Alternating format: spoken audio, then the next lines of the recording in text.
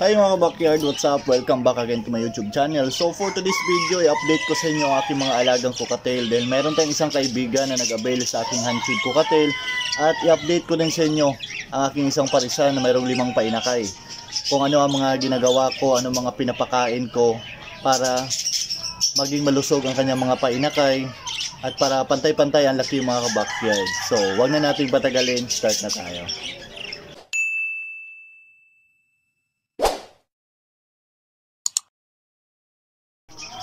So ito nga pala yung pair ko mga ka-backyard na may 3 inakay na 2 gray at saka isang pearl.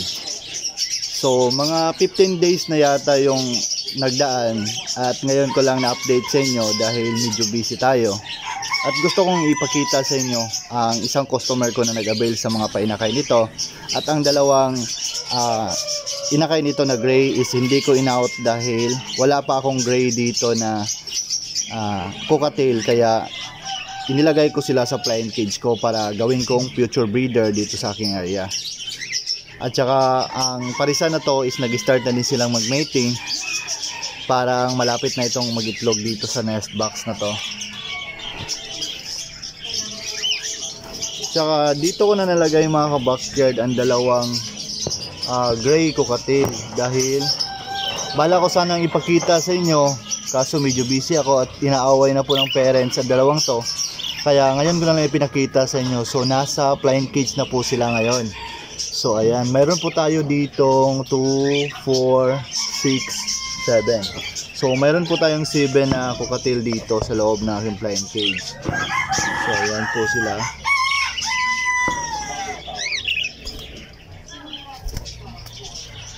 Meron tayong 2 albino, 2 pearl, 1 lutino, at saka 2 gray cockatiel. So, ayan.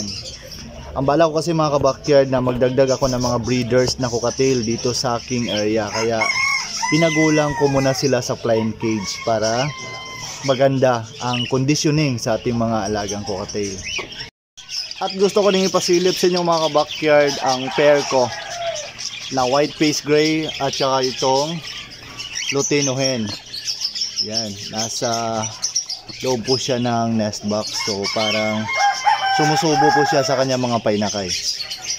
So katukin na natin para lalabas siya.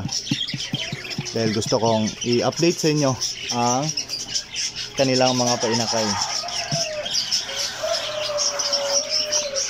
So ayan, mayroon po siyang 5 mga painakay dito mga ka-backyard at saka pantay-pantay po ang laki sa 5 to.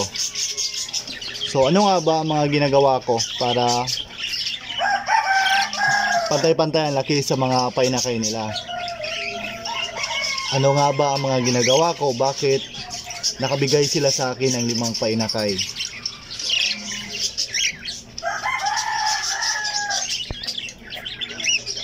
So ang mga ginagawa ko mga ka-backyard sa aking alagang cockatiel, una,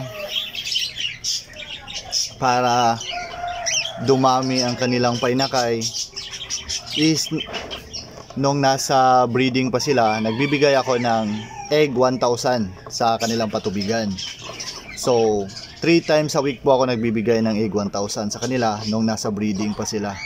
At saka yung patoka nila is nilalagyan ko po ng Gallimax 21. So maganda po ang Gallimax 21, lalong-lalo na sa pagbibigay ng fertile eggs sa ating mga alagang cockatiel. So yan po kasi ang ginagamit ko sa aking mga alagang breeders dito na Fancy Chicken na isinasalang ko for breeding. So subok ko na po yan at saka nung itinry kong ibigay sa aking mga alagang ibon is maganda po ang result dahil kumakain naman sila at saka maganda ang pagbibigay nila ng fertility egg sa akin. At nung nakahatch na sila mga ka-backyard, ang ibinibigay ko sa kanilang pagkain is itong oat growth. Ayan. So medyo malapit nang matapos mga ka-backyard. Ito ang sinyalis na maganda talagang mag-alaga ang parents na cockatiel ko.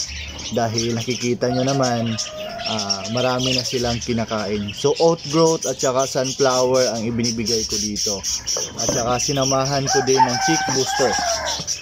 Ganda kasi ang chick booster mga ka-backyard, lalong lalo na sa ating mga alagang cockatiel na may inaalagaan sisiu, para gumanda ang kanilang katawan at para mataba sila. At saka nagbibigay din ako ng canary mix. So isa din ito sa pagkain ng aking cockatiel na mayroong 5 painakay. At saka pagdating naman sa vitamins mga ka-backyard, nagbibigay ako ng essential vitamins sa kanila. So ang pagbibigay ko ng essential vitamins, ayan, ito po yung essential vitamins mga ka-backyard.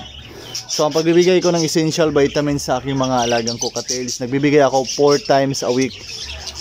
Maganda kasi na magbigay tayo ng essential vitamins sa ating mga alagang cockatiel kahit wala silang inalagaang painakay o yung may mga painakay na, para maganda ang katawan ng kanilang inakay at para mayroon din silang vitamins na makukuha habang nag-aalaga sila sa kanilang mga inakay, at para madalian din sila makarecover pag once na harvest na natin ang ating mga painakay at mag-breeding na ulit sila.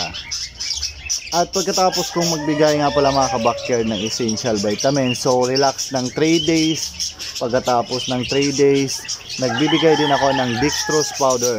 Ayan. So 3 times a week din ako nagbibigay ng dextrose powder sa aking breeder para anti-stress sa kanila.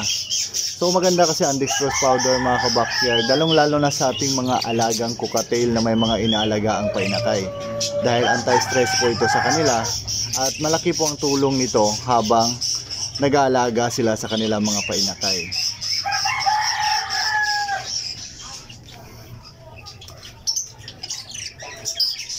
So ito lang ang maibahagi ko sa inyo mga ka-backyard. So kung na problema kayo sa inyong alagang cockatiel na hindi makapagbigay ng mga fertile eggs sa inyo, so una nyong gawin, maglagay kayo ng egg 1,000 sa kanilang patubigan pag once nag-start na silang mag-mating o nakikita na ninyo na nag-mating na ang parisan ninyo na cockatiel. Pangalawa, magbigay kayo ng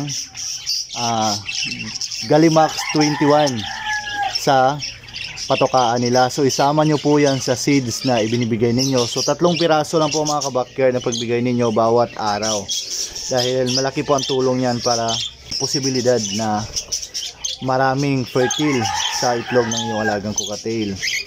Pangatlo, dapat magbigay kayo ng mga vitamins katulad ng essential vitamins, dextrose powder, para sa magandang katawan ng inyong breeder. At kung mayroon namang mga painakay ang inyong breeder mga ka-backyard, para malulusog sila, magbigay kayo ng oat growth, sunflower, canary mix at saka chick booster. So ito po ang sikreto ko mga ka-backyard sa malulusog ko na mga painakay dito sa aking ibunan. So ayan, kitang kita nyo naman mga ka-backyard, busog na busog po sila. So ayan,